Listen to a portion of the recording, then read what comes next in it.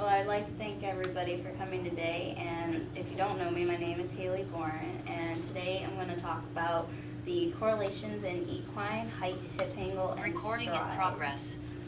And I got a inspiration from one of my previous professors here at Cazenovia to do this.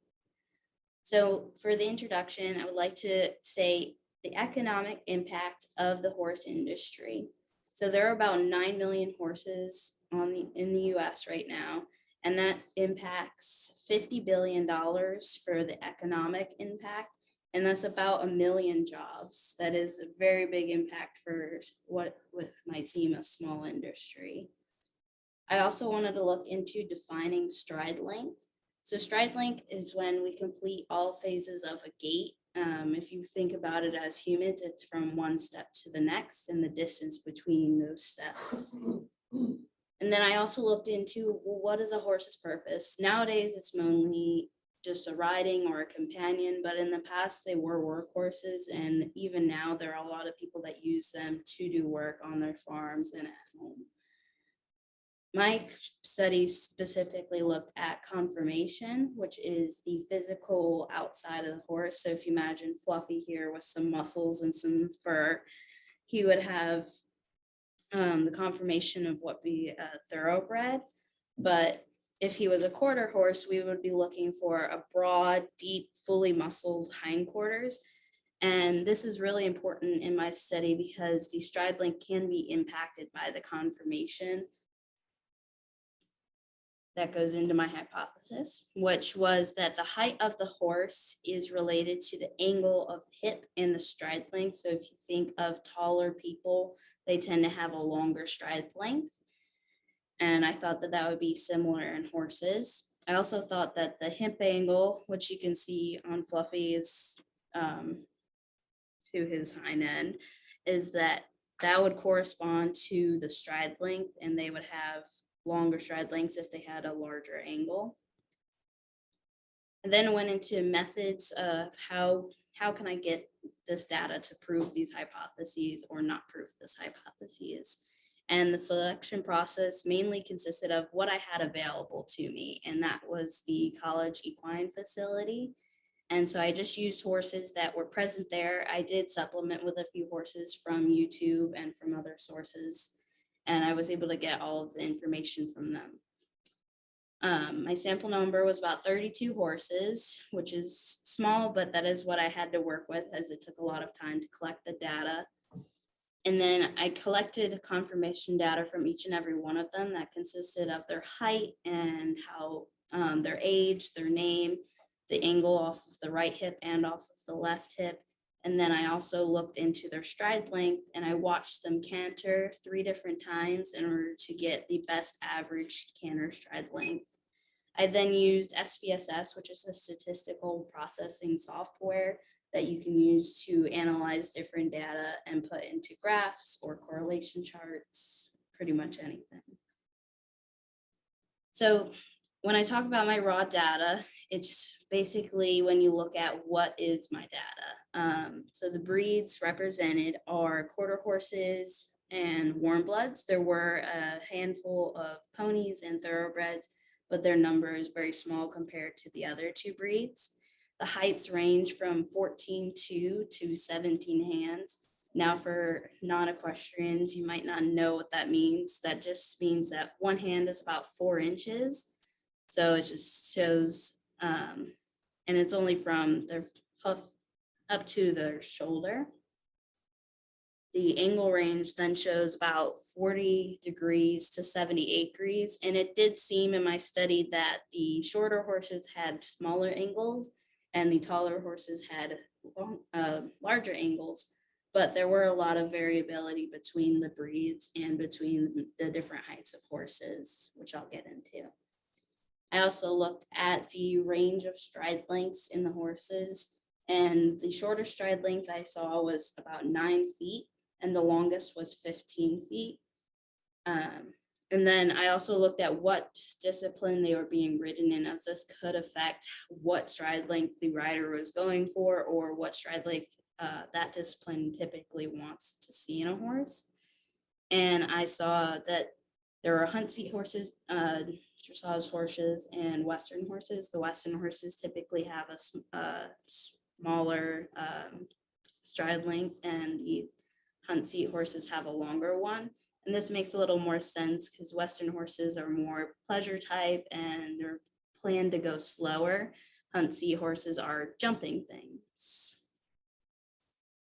When I went a little bit farther, my descriptive statistics, I looked at a specific study that looked at just the joint angle mean, standard deviation, minimum, and maximum. And I took that and compared my study to it as well.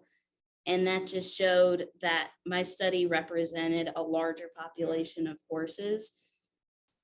I also broke it down into just the warm bloods in my study and just the quarter horses, and it still continued to follow the trend of these other studies that had a higher sample number.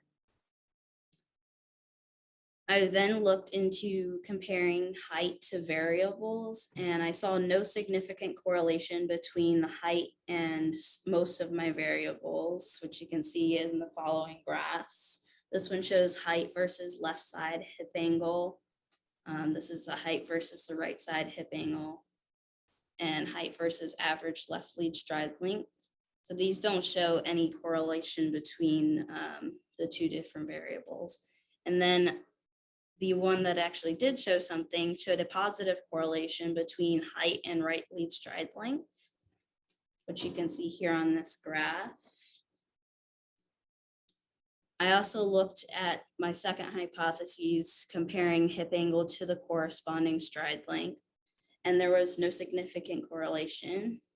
You can see that in these following graphs. I was wondering when I looked at my study why there was no correlation, and I noticed a lot of differences in between individual cases, and I wanted to understand why that was.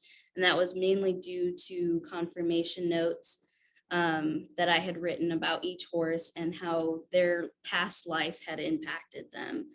Almost all of the horses in my study were shoed. Shoeing horses can really impact how they go and sometimes can impact their concussion on the ground. And I'll go a little further into my next slide. But a lot of these horses have had past lives. They came to Cazenovia as donations, and so they've had a lot of other show experience and have had some injuries that have hampered how long their stride length can be. And sometimes this is similar to humans because if we have an old injury, it brings on arthritis, which is, shorten their stride length. As all of my horses were being ridden, I wanted to also look at how the rider was affecting their mount. When you think about horses, they are typically a very balanced creature. So a rider that is not balanced could throw them off and then throw the horse off, and their stride length would become shorter or longer. And that would have affected my data. The exercise program at Cazenovia is just showing that the horses are worked regularly and that they weren't out of shape when I did this. I did this, the stride length further into the semesters so that I could understand that they were in shape and they weren't right out of the summer where they hadn't been ridden. As I discussed before with concussion, footing can be really important and can cause concussion type injuries if it's the wrong type of footing for that horse and the discipline they're being ridden in. So that might have affected also some of my study as well. Any questions?